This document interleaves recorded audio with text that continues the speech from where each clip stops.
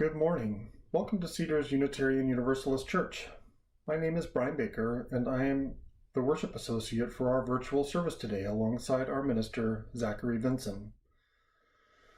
Let's pause to acknowledge that members of our congregation occupy the ancestral, traditional, and contemporary lands of Coast Salish tribes, the homelands of the Snohomish, Duwamish, Clallam, and Chimicum people were ceded under duress through the Point Elliots and Point No Point treaties. We are grateful guests on these lands and affirm indigenous sovereignty, both past and present. This acknowledgement does not substitute for the need to build authentic relationships with modern-day members of these tribes and to learn about their living culture and history. Our faith community is sustained by the generosity of our members. Your contribution will nourish the spiritual growth of our community through weekly worship, ongoing programs that cultivate connection, belonging, sharing, and caring. Included in the video description and displayed on the screen is information to make a contribution to Cedars through our PayPal account. Please take time either now or later in the service to make a contribution to help sustain Cedars. Your gifts are greatly appreciated. Cedars is committed to being a welcoming and inclusive community. In all the beauty of languages, cultures, and skin tones that come together in your uniqueness, we welcome you. In all the ways you experience and express gender, we welcome you. In the beauty of who you love and how you love, we welcome you. With all the religious and ethical traditions that inform your spiritual life, we welcome you. Whether you come feeling whole, feeling broken, or anywhere in between, we welcome you. No matter how long you've been away, nor how soon you will return, we welcome you. You are invited to join us with an open mind, a loving heart, and willing hands. We welcome you today and always. Water is inseparable from the life of Gaia, this living world of interdependent coevolution. It flows through the skies and carves deep valleys and canyons. It pulses within our bodies. Water is the source and permeates all beings. When I arrived in the Ish River bioregion in 1992, I felt a flutter of excitement, an affinity that I've never forgotten. Mountains and waters, embraced within the wild, a warm welcome home. I first encountered Dogen Zenji in Gary Snyder's essay, Blue Mountains Constantly Walking. His reflection on Dogen's Sanswikyo, or Mountains and Water Sutra, ignited my imagination and opened my heart, a spiritual beacon. A 13th century Japanese Zen Buddhist, Eihei Dogen is one of the most remarkable and highly regarded Zen teachers in the history of Zen. I wasn't yet practicing Zazen, but embarked on a journey to become more intimately familiar with this place. I followed salmon into watersheds, explored the bioregion, practiced reinhabitation. I was yearning to find something, seeking answers to make sense of my place in the world. At the turn of the century, I found my way to the Olympia Zen Center. I turned to the Mountains and Water Sutra with high hopes for enlightenment. Imagine my disappointment when, rather than awakening, I met confusion in phrases such as, "While the path of water is unknown to water, water still actually functions as water. And although the way of water is not unknown to water, water still functions as water." The driving question for Dogen was, if we are already enlightened, why do we need to put so much effort into practice? In the Mountains and Water Sutra, water is enlightenment. Whether we realize it or not, water is simply water. Enlightenment is simply our true essence. We practice to awaken our Buddha nature. To realize means to make real, not in our minds or perceptions, but penetrating every cell of our being. The binding force that connects and makes us whole, Great Spirit, God, higher power, the source, love, or any other name for the eternal and unknowable. With practice, I found what I was seeking, what had never been missing. Wholeness, always present in each moment. The most extraordinarily ordinary. With practice and persistence, this realization percolates into my being and connects me with the source. But then, I'm out of the moment, and the habits of delusion push their way back in. Impatience, irritability, resentment, confusion, selfishness, among many more. I'm at my best when I cultivate a connection with the source. For me, this comes from consistent practice of zazen, sitting meditation, creative expression, immersion in nature, and loving relationships. Communities of practice like Cedars help sustain me. I'm reminded that I'm not alone on this path, that we are all seeking, that we can draw on our collective wisdom and compassion to strengthen us. In this unfamiliar terrain of social distancing, we're embarking on a journey to explore and discover new ways of being in community. May we ground ourselves in the eternal truth that in this moment we are whole. We have everything we need to find our way together. I dedicate the lighting of this chalice to the mountains and waters of the Ish River country. May their eternal flow nourish, replenish, and guide us.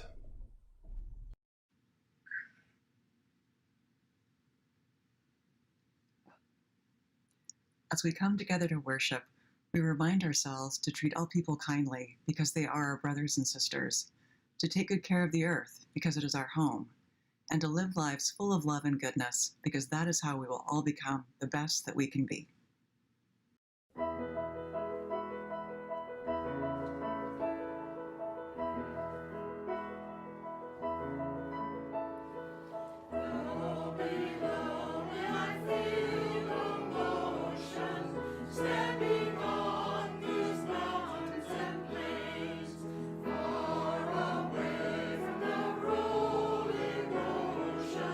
Still my dry land heart can sing.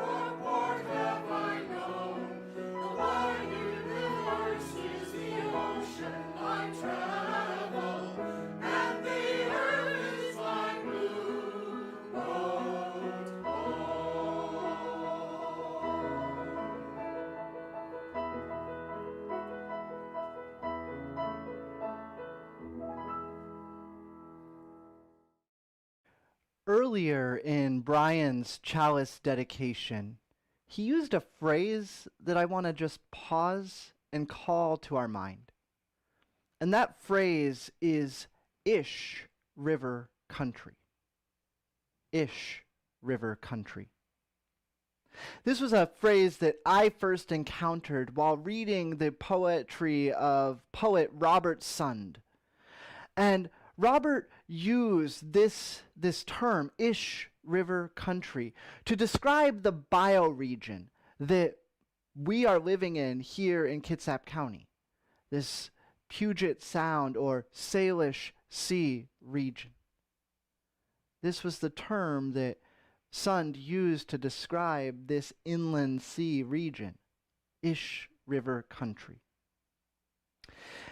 And when I read Sund's poetry and the use of this phrase, it seems to highlight a certain feature about this region. And that feature is the interconnection that exists in our bioregion. He describes this connection with these words.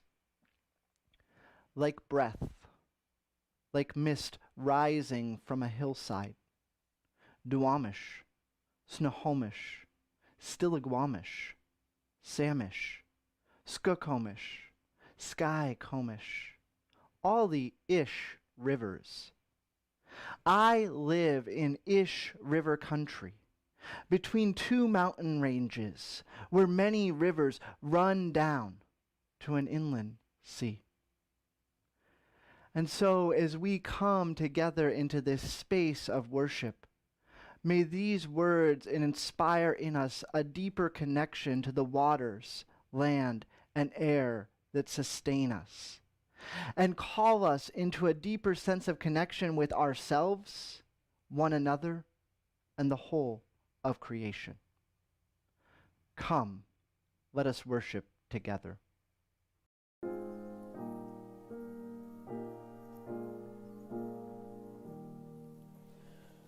We worship with open hearts, nurture a learning spirit, serve justice with compassion, and love without judgment.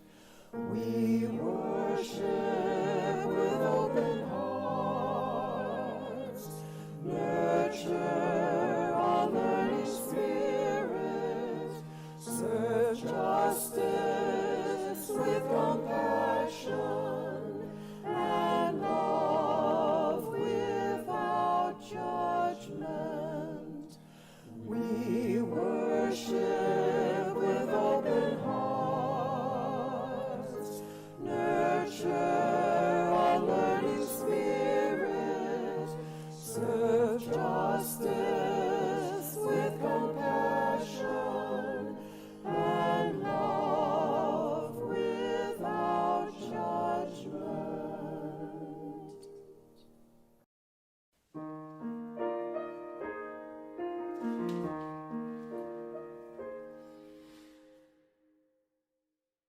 I'm going to tell you a story this morning about a single drop of water and their journey throughout life. And I'm going to tell you this story as if I am that drop of water. Now, I know I don't look much like a drop of water, so use your imagination. Okay, so my first memory is of floating up through the sky. And I realized as I was floating that there were lots of other things just like me all around. And together we drifted up and up and up. And then suddenly something exciting happened. I realized I had a form. I was a drop. I was a drop of water. And I realized that whoosh, whoosh, whoosh, all the other things around me were also drops of water. And we really liked each other. And so we banded together and we became a big, puffy, wet, cloudy family. And that big, wet, puffy, cloudy family and I drifted through the skies, hither and yon. We had a great time.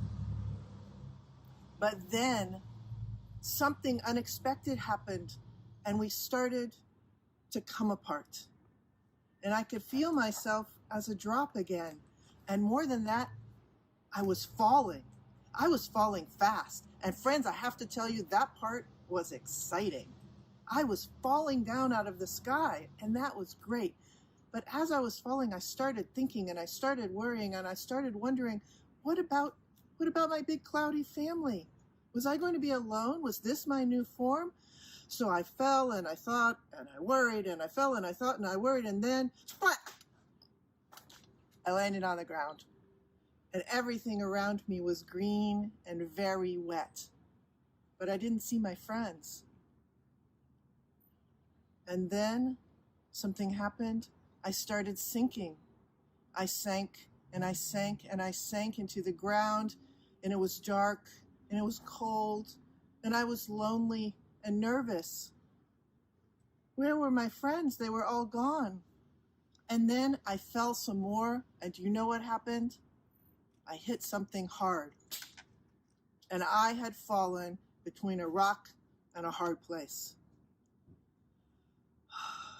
It was a hard time. But you know what? I persisted. It took time. It took a lot of time.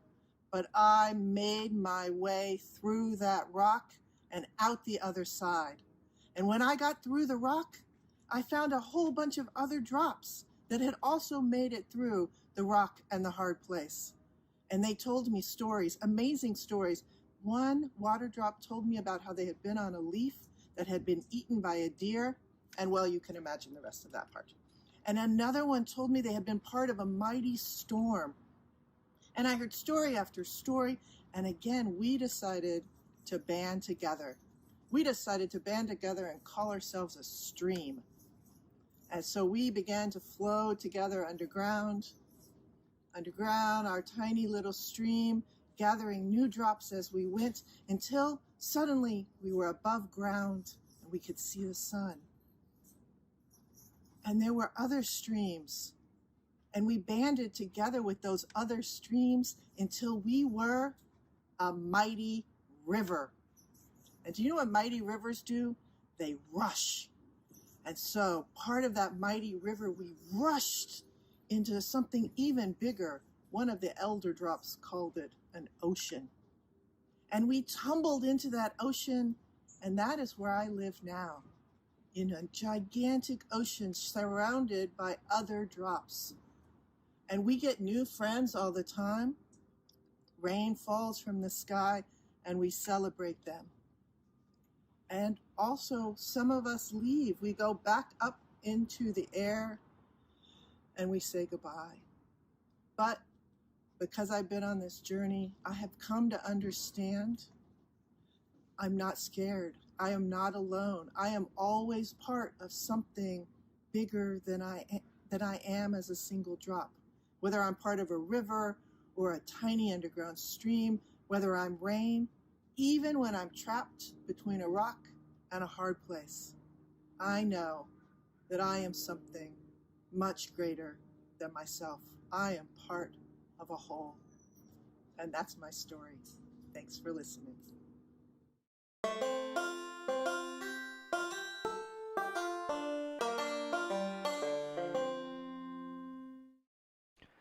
Please join me in opening our hearts in a spirit of prayerful reflection as I share the reading Surface Tension, written by Tess Bomberger. Of course, there are people behaving badly during this pandemic, using it as an excuse to practice prejudice, to hoard, to blame, using it to divide and weaken us, cashing in on surface tensions for their own terrible benefit. The news daily shows these heavy things. In nature, surface tension gathers water molecules together so tightly that they form a sort of membrane, across which white things can dance. Leaves, insects, the wavering sun. It is why rain falls in discrete drops and babies can blow bubbles. Surface tension makes life possible. It helps drops collect along subtle edges of pine needles or leaves, running down to water roots, then helps sap rise to nurture those same gatherers of sun and water. Bitter tannins in chartreuse mosses increase the tension so larger drops can form, held aloft until they can be absorbed or used to foster new life. Here's the other picture revealed by this pandemic. People are reaching out in kindness and concern to acquaintances, neighbors, strangers, creating aquifers, revealing watersheds running through the tiny capillaries of human hearts, minds, homes, streets, and neighborhoods. Could the bitter tannins cause such large drops to form that we can scarcely hold them up until they can be absorbed? Until we can use them to foster life? Let us open ourselves wide to gather them, so that we may send them to the suffering, the grieving, the caregivers, and all the workers who were always essential. Let us send them across all those spurious divisions, because there's a deeper, humbler, more beautiful truth. We deeply need one another, especially now. We can pull together across distance to form a surface across which light things can dance and which can nurture life.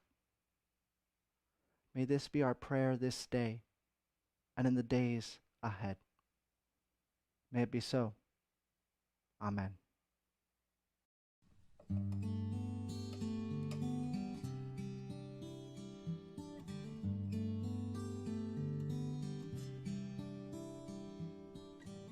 I've been in the wilderness, seems like 40 years, longing for water, cool, sweet, and clear.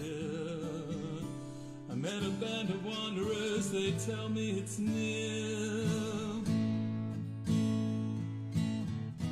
Everybody's thirsty, come on down to the water. Everybody's thirsty, come on down to the water. Everybody's thirsty, come on down to the water. Come to the water and live. Some say it moves by moonlight, some say by the sun.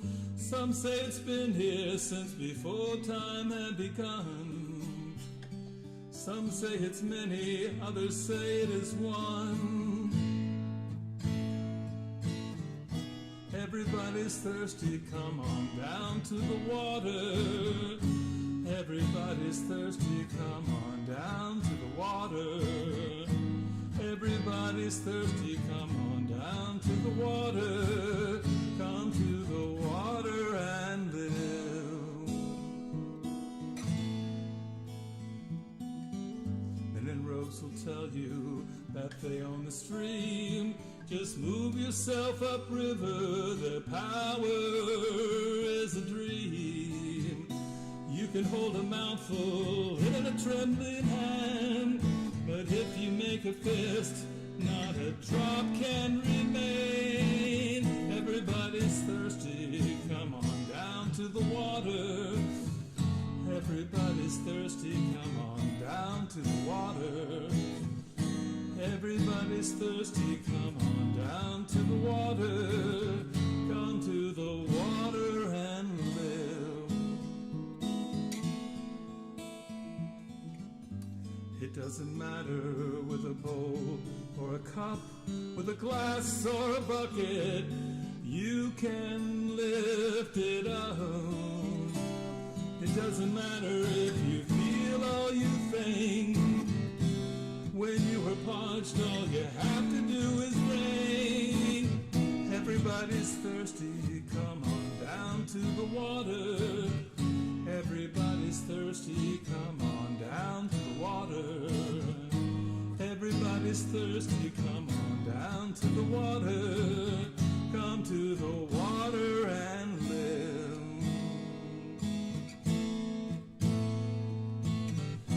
Everybody's thirsty, come on down to the water. Everybody's thirsty, come on down to the water. Everybody's thirsty, come on down to the water. Come to the water and live. Come to the water and live.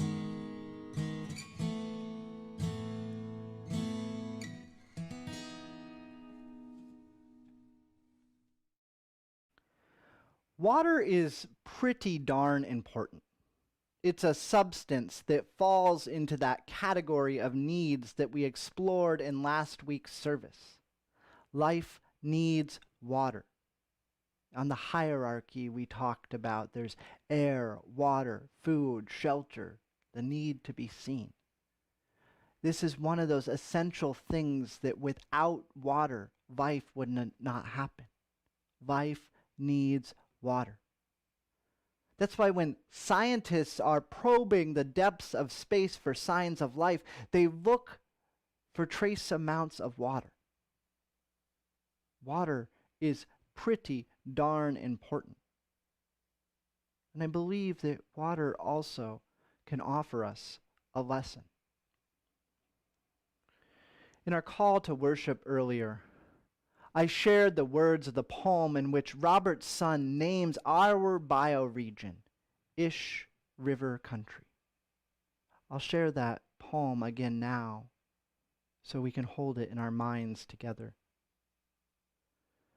Like breath, like mist rising from a hillside. Duwamish, Snohomish, Duwamish, Samish, Snohomish, Skycomish, all the Ish rivers. I live in the Ish River country between two mountain ranges where many rivers run down to an inland sea. In my understanding, this poem invites us to think about the connection that exists within the network of rivers and waterways that we live on here in Kitsap County, in Ish River country. For Sund and those who affirm the interconnection of the natural world, there is strength and beauty and balance in recognizing this connection. A recognition that places the health of one river or stream in conjunction with the health of other bodies of water.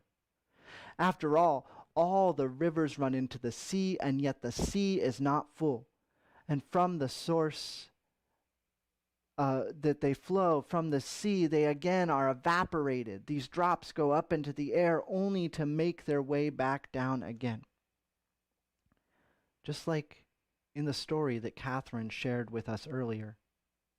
Sure, each time that this cycle unfolds, the path might be slightly different. But in the end, the destination is always the same. There's something about the nature of water that calls each drop back home. It's like the quote from the Mountains and Water Sutra that Brian shared. While the path of water is unknown to water, water still actually functions as water. And although the way of water is not unknown to water, water still functions as water. Thinking of this connection in the physical sense. I'm reminded of an example of connection on the spiritual level, or at least communal level. This stole that I'm wearing, this piece of material around my shoulders here, this stole was a gift to me for my ordination by the members of the Unitarian Universalist Church of Berkeley. The design of the stole is meant to represent the river of life, the metaphoric river we all enter. From the moment we come into this world, the current of this river sweeps us along to our destination. The flow of this river moves us through life until the banks that form the channel lead us to the sea, to the unknown source of life to which we all return. When I was presented this stole, there was an added level of meaning given.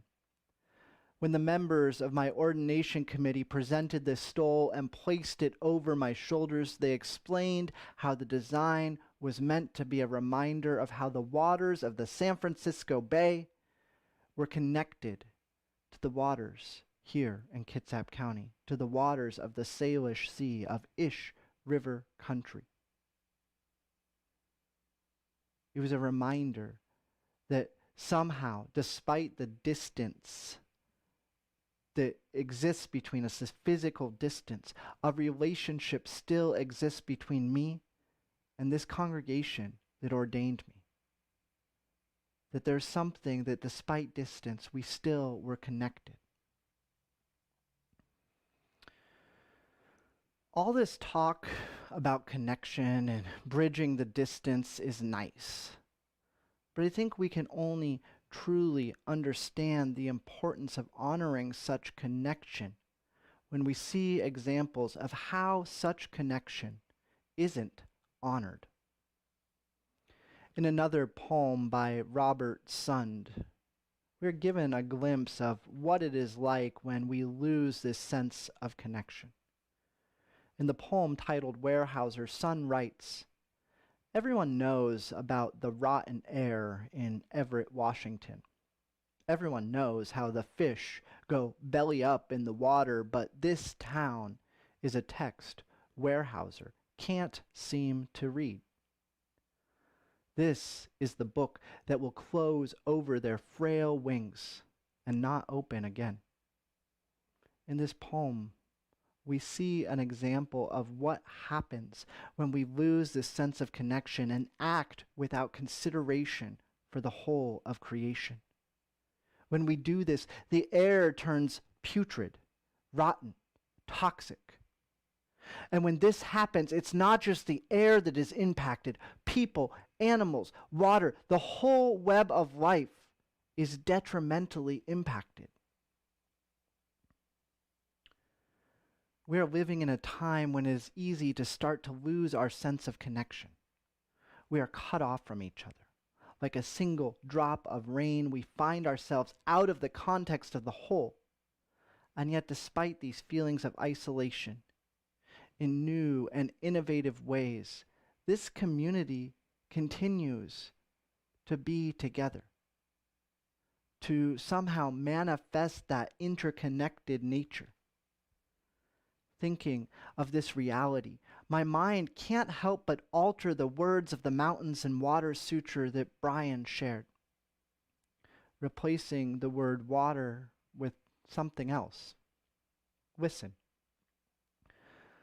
While the path of community is unknown to community, community still actually functions as community. Or what if we said it this way? While the path of church is unknown to church, church still actually functions as church. Although the way is not known, we still function as church community. Despite the space between us, we are held together in the web of creation. it's important that we not lose sight of this truth. We need to continue to honor the connection that binds us together, or risk the fate of turning putrid, rotten, and toxic. And so, at this time, as a reminder of this connection, I now invite us into a moment of reflection. Make yourself comfortable. Take a deep breath with me. Breathing in and out. Settle yourself in. In your mind's eye, see the golden thread that runs from each of us, connecting all of us, binding us together. Let this thread be a reminder of the fact that we are still connected despite the space that dwells between us. And as we continue to breathe and reflect on this connection, I will now offer these blessings for members of our community who pour their water out as an affirmation of our connection and the blessings in the year ahead.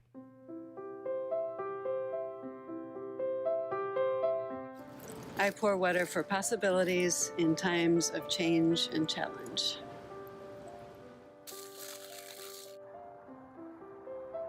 Hope.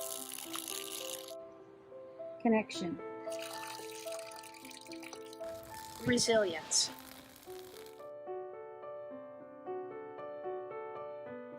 Intentional.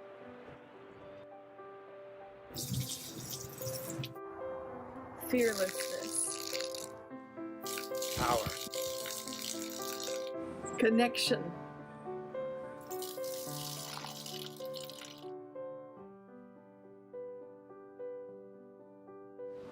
Delight.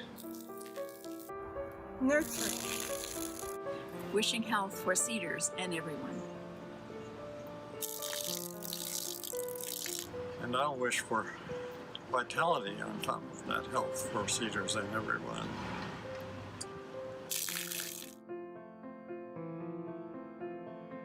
Connection.